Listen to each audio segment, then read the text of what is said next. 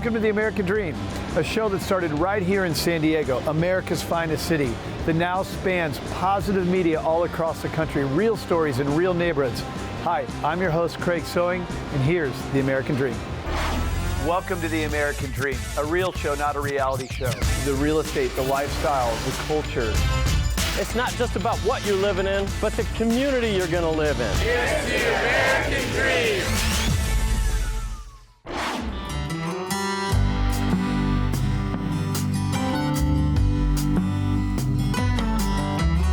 It's the time of year where the leaves turn to gold and the spirit of fall is in the air.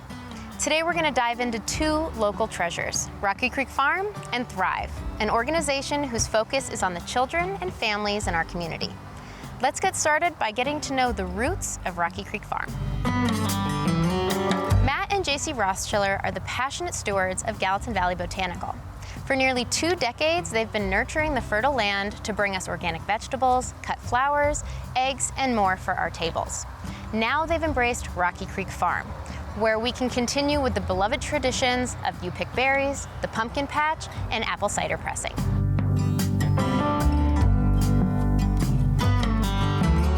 Thrive is hosting an event today at Rocky Creek Farm called Thriving Dads. Brittney, thank you so much for letting us be a part of this event today. Thank you for joining us. Yes, of course. Can you tell us a little bit more about Thrive and its mission? What was the inspiration behind its establishment in 1986, and how has it evolved throughout the years to fit Bozeman's needs now? Absolutely. Thrive's mission is for all children to grow, succeed, and become valuable members of our community. And how we do that is by providing programs that provide mentoring, education, and support. And we started in 1986 because we saw that there was a need. Families needed to help find success for their children outside of school and beyond, early childhood educational opportunities. And with our growing community, Thrive has been able to grow with this valley because there is a need. And so we have programming that serves children all the way from 0 through high school.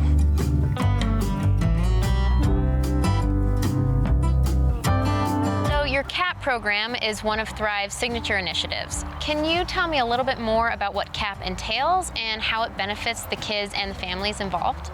CAP is one of the country's first and largest school-based mentoring programs, and this past school year we matched 427 students in the Bozeman and Big Sky public schools with a caring adult volunteer. They spend 1 hour a week together, no evenings or weekends required, but these matches work on building academic and social competencies. They're friends, they hang out during school hours on school grounds, they're playing games, they're reading together, they're learning, and it's an evidence-based program, so we know how critical this type of one-on-one support is when it comes to supporting a child's mental health. Building that school connectedness, which is what CAP is known to do, is absolutely critical, especially in this day and age when kids need so much support. So a mentor is a perfect way to get a kid involved in school, committed to going to school, their attendance is better, their social interactions are better, and we know from national research that any child that has a mentor for 2 years or more is automatically 50% more likely to graduate from high school.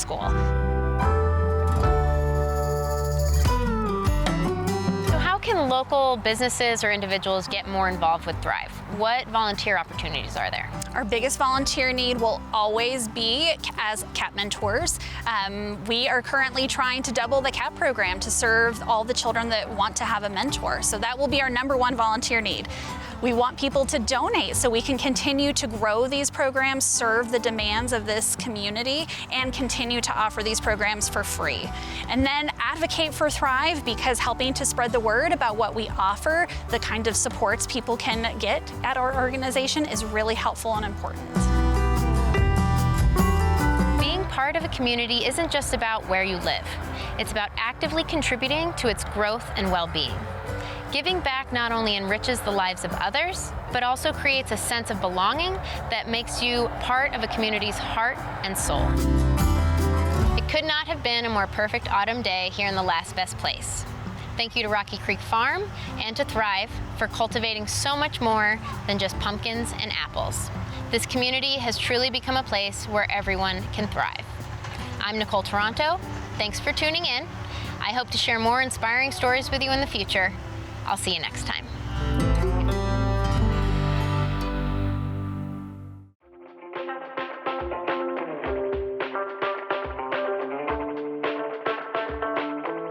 I'm Melissa Shields, your host of American Dream TV, and we are here in the beautiful Bitterroot Valley of Montana.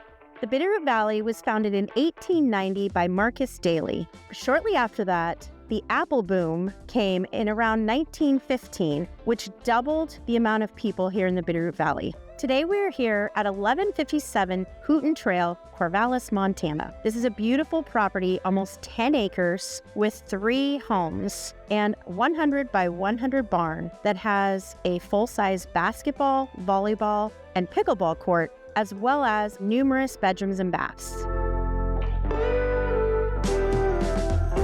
The Bitterroot Valley is known for hunting, fishing our blue ribbon trout streams, hiking, backpacking, dirt biking, side-by-siding, snowmobiling, all of the outdoor enthusiasts.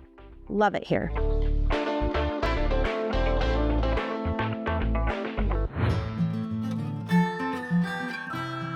Earlier in this segment, we talked about the Bitterroot Valley apple boom.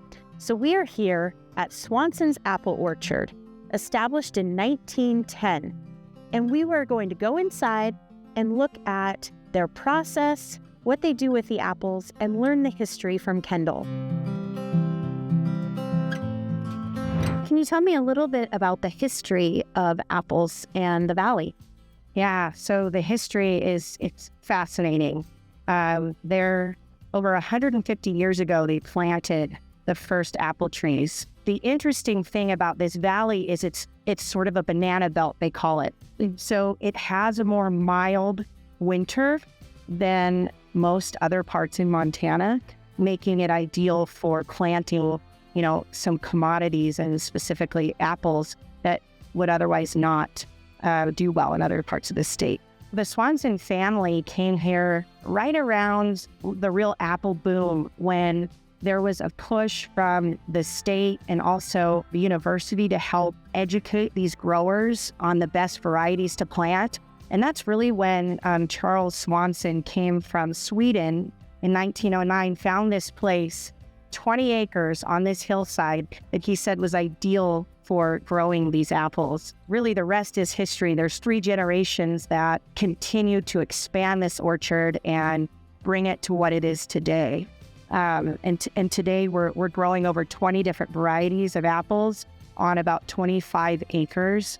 The McIntosh really is the history of this valley, and it's our staple variety that we have even today. Our focus is really to expand our efforts in bringing the community here and having a place to enjoy all of our quality products and the views here at the orchard, as well as teaching and explaining the history to the next generations. So after your apples are picked, what's the process? Yeah, so we bring them in these big 800-pound bales into our packing shed. And from there, we put them directly into cold storage. Because there's such a large volume at one point in time, the bulk of our harvest happens within, a 10-day window. So we put them in the coolers, and as we sort and as we wash those apples, we bring them back out one bin at a time and begin to wash them and dry them and then sort them into sizes.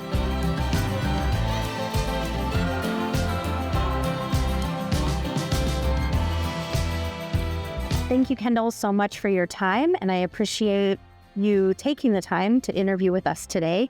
And I look forward to coming up here and enjoying the cider and the view. Us too. Thank you so much for your time. Thank you for joining us on this episode of American Dream TV.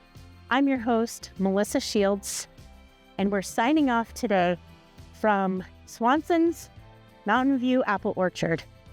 Live Applery.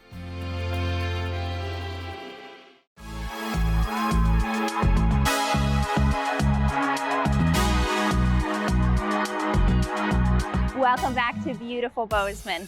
In a university town like this, campus life and community life often intersect, and in the fall, there is nothing more Bozeman than Bobcat football.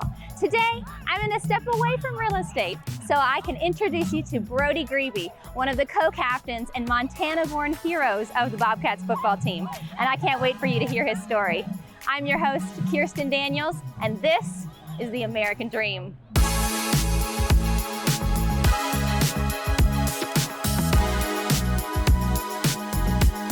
Today we get the privilege of sitting down with Brody Grebe, one of the co-captains of the Bobcat football team. Brody, thank you so much for taking the time to talk with us today.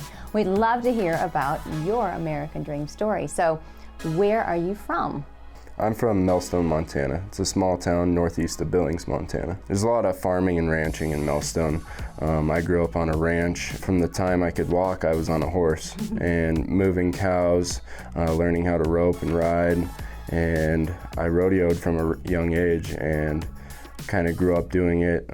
My grandpa owned a rodeo company for a while, and my dad rodeoed, so it's kind of a family tradition type thing. Yeah, I just grew up doing it. Played a lot of basketball growing up. I was always a team manager and went in and filled up water bottles and shot around and hung out with the guys, and I loved it. And eventually, when I was in second or third grade, started playing football a little bit, traveled to Billings, which is 2 hours from my house, to play football, played a little tackle football in Billings, and then all the way through high school.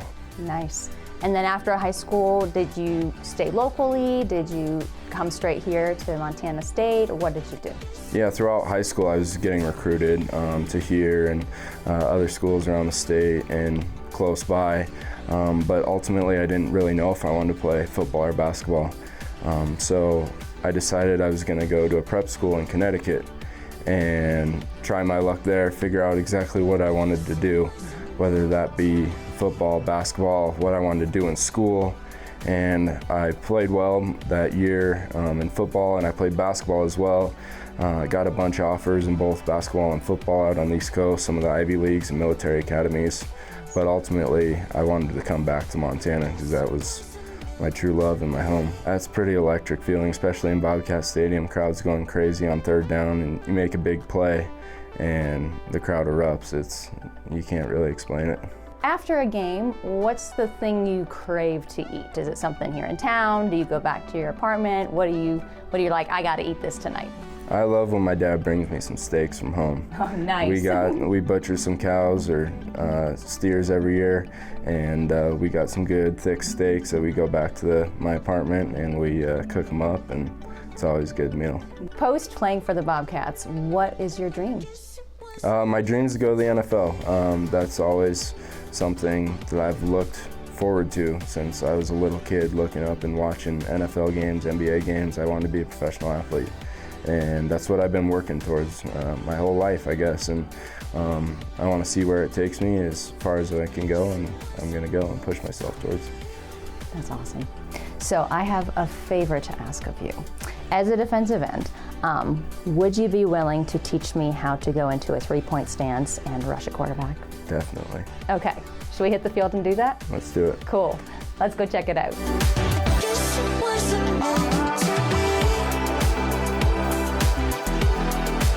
So we're aligning. We want our hand as close to the ball as we can, and we're going to use our speed to burn around the edge of this tackle. 3, 2, 1. I'm going to take you. With Montana-born heroes like Brody to cheer for, you can see why it's always a great day to be in Bozeman. Thanks for joining us. I'm your host, Kirsten Daniels, and this is the American Dream.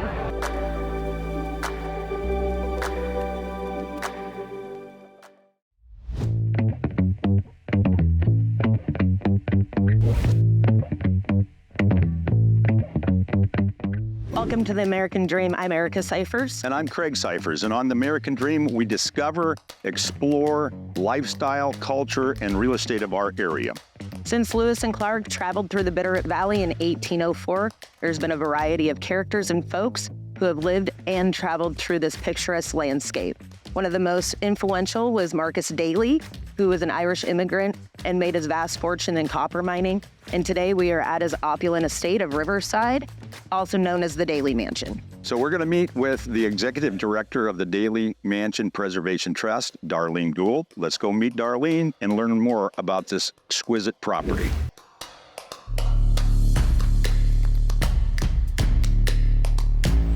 Hey, welcome to the Daly Mansion. We appreciate your time here today, and we're looking forward to learning more about Riverside and more about Marcus Daly. Mm-hmm. Well, let's go on inside and I'll tell you everything there is to know. I love it. Thank you.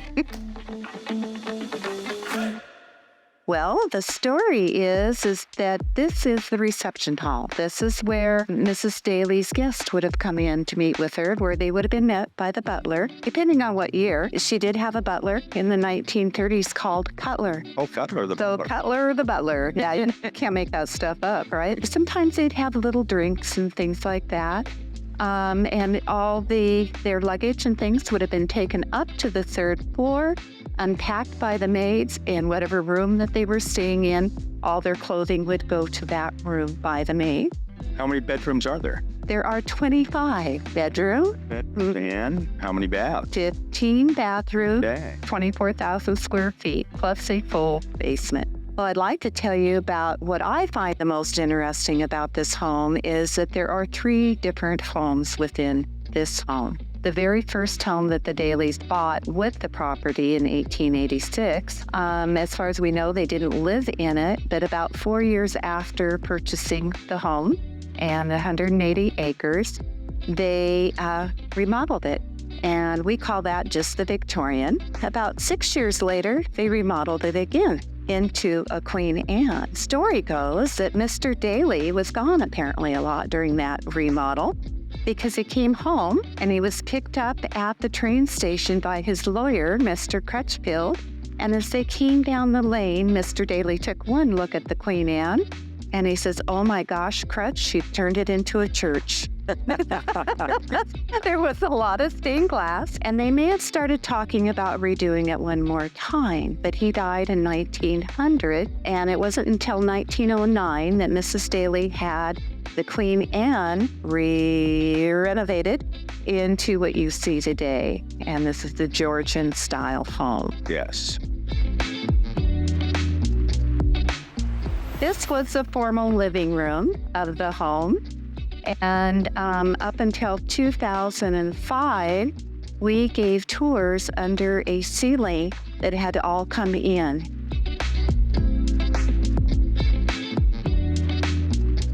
Well, this is the trophy room. And again, this was added on to the 1910 house in 1914. And Mrs. Daly added it for her son, Marcus Daly II. He was the one that was the big game hunter. He was the hunter. Exactly. This was in the Queen Anne kitchen. Correct. Here. We believe it was. And then this. This was probably a living room or a living area of the Queen Anne in 1910. Mrs. Daly had it turned into her kitchen. Wow.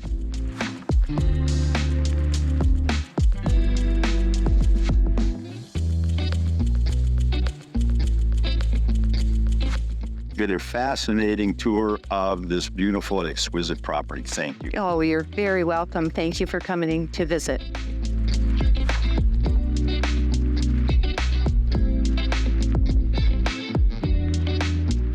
I hope you enjoyed exploring Riverside with us today, where we focused on culture, lifestyle, and real estate. I'm Craig Cyphers. And I'm Erica Cyphers, and we look forward to seeing you on our next episode of The American Dream. See you then.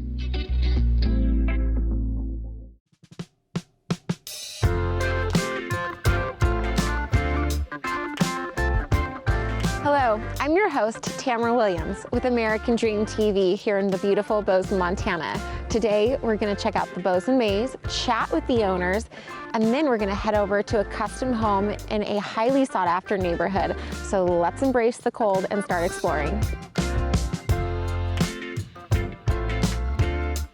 So the Bozeman Maze, as you know, or you've probably felt, is truly magical. And I know my family comes here every single year now, and it's become a tradition.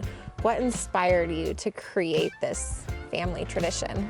That's a great question. So the founder, Dale Mandeville, started the maze like 20 years ago, and we just recently took it over about 3 years ago, so this is our third season. And I think both of us just kind of got to know their family, and like you said, we got to experience the magic of the Bozeman maze. And so as he kind of looked to pass it off to somebody, we were able to kind of jump in and try to fill those shoes. That's awesome. And so do you know roughly how many families get to enjoy this maze, family or no family? Like how many people come through? Yeah, so I think last year we saw about somewhere from 17 to 20,000 people come through the maze in our season. Oh my gosh, Yeah. that's like half the city, I feel like. Yeah, it's a lot. Yeah.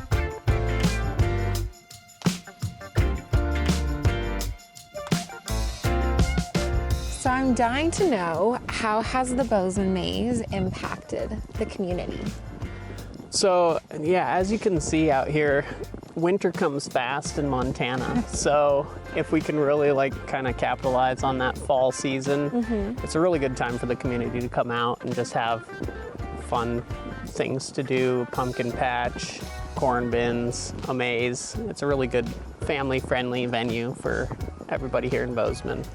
And how has the maze changed over the years?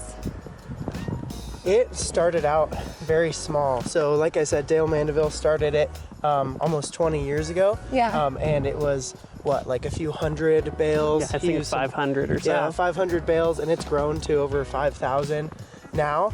And we hope to continue to grow the maze and include more activities as we go along.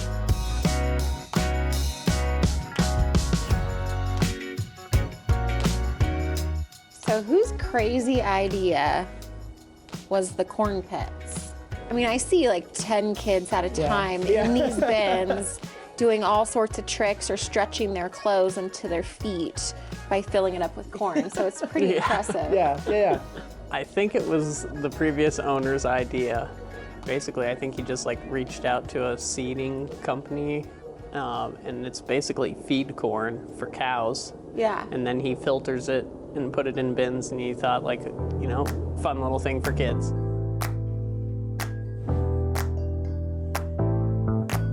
Well, this has been amazing. But I think I might go warm up now. Sounds great. Sounds good. Thank you so much for your time today. For sure. Thank you. Thank you.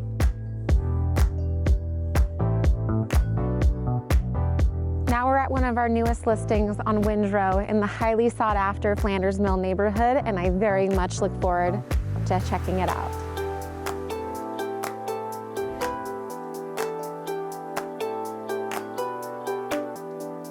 Some of my favorite features about this home are the tall ceilings, tons of natural light, custom metal accents, and the low maintenance floors.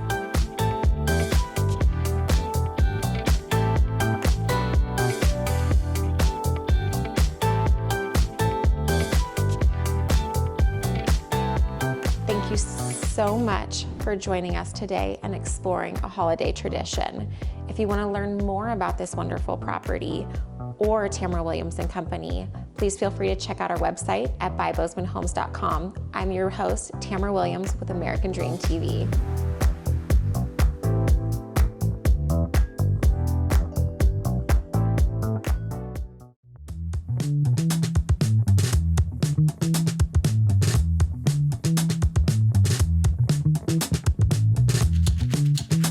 Hi, I'm Shayna Phillips. And I'm Lisa Spencer. We're your American Dream TV hosts here in the Bitterroot Valley. Today we're at Apple Days located in Hamilton, Montana. Come on a walk with us.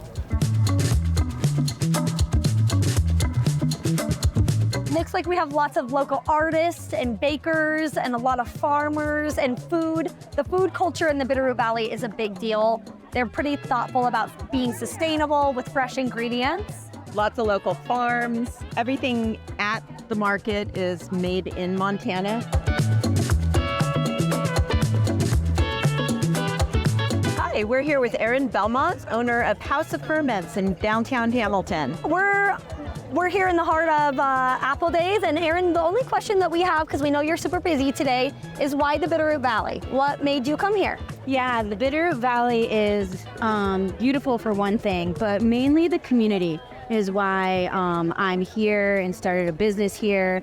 I moved here a while ago and just have been building a community, and people are great and really supportive, especially of local food. We have a lot of local food, lots of farms and farmers, and everyone works really well together. So, the community. Thanks for your time, Erin. We appreciate it.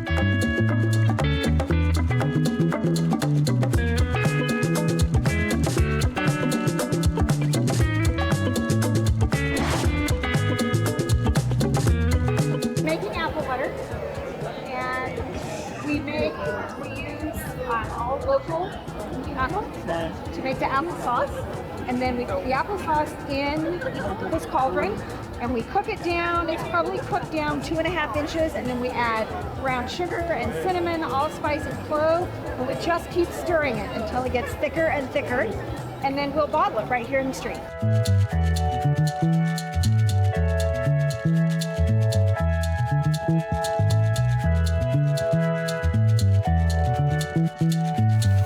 Hey, we're in downtown Hamilton at one of our favorite restaurants, Booyah on 3rd Street. Come have some lunch with us.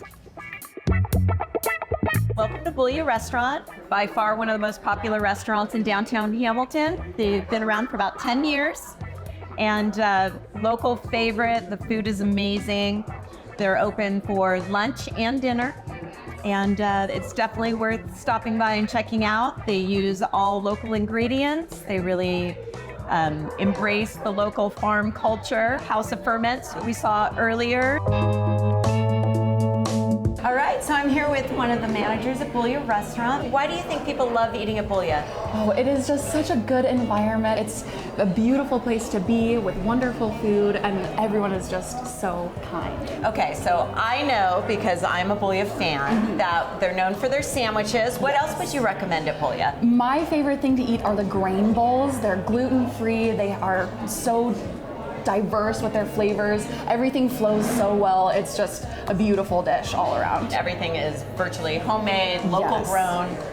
Yes, the flavors are so good. They make everything with love and care. It's just so good. And you feel it. You feel it when you eat here. You feel it when you work here. Yes. All right. Tell us, what's your experience in the Bitterroot Valley? What's your favorite thing to do?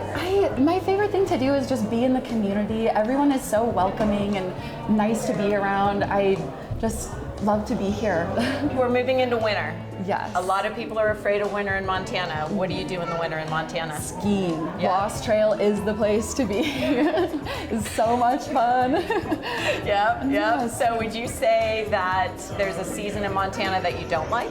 No. I love them all. The summers are the perfect temperature. The fall, it's so beautiful with all the leaves. Beautiful, and the winter, even if it gets a little sloshy, it is so gorgeous. It is. Well, thanks for taking the time. Yes, thank you, All right. Lisa. Okay. Well, I hope you enjoyed today's show, produced from America's finest city, but shot in the heart of your neighborhoods. Don't forget positive media when the world really needs it. Follow us on social media at The American Dream TV. See you next time. In the meantime, cheers to your American dream.